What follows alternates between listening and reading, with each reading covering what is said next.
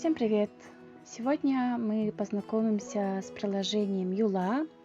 Юла– это вторая по популярности после Авито онлайн-площадка, предназначенная для размещения бесплатных объявлений на различные тематики.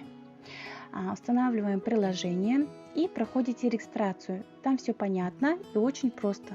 Там нужно будет ввести свои данные, место проживания и номер телефона. И на этот номер придет код подтверждения для регистрации, и все, ваш аккаунт будет создан. Запускаем приложение. Запустив приложение, как вы видите, сразу попадаете на главную страницу. Интерфейс достаточно яркий и удобный, но может показаться не совсем простым и привычным.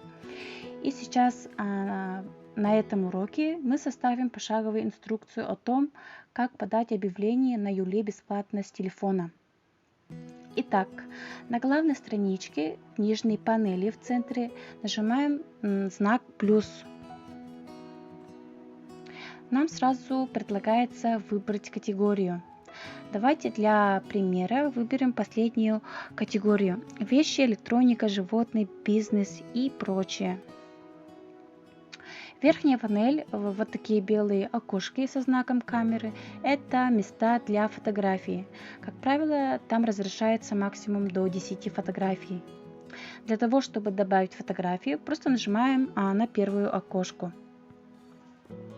И нам предлагает либо сделать фотографии в режиме реального времени, либо выбрать с галереи.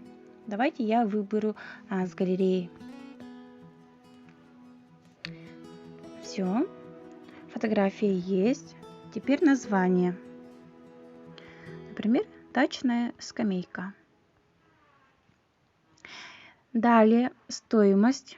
Стоимость я, например, пишу 2000 рублей. Далее идет описание. В описании вмещается большое количество текста, до 3000 символов. Я, например, пишу деревянная скамейка рассчитана на 200 килограммов. Далее категория. И тут у нас есть садовая мебель. Сразу нажимаю туда. Адрес уже автоматически написано. И последнее, можно настраивать настройки звонков и времени. Все, уже смело можем нажать на кнопку в верхнем правом углу «Опубликовать». Так, и видите, вот самая верхняя строка, мое объявление уже размещено. И по желанию также можете воспользоваться вариантами для быстрой продажи, то есть турбопродажа, премиум размещение и так далее. Все это, конечно, будет за какое-то количество денег.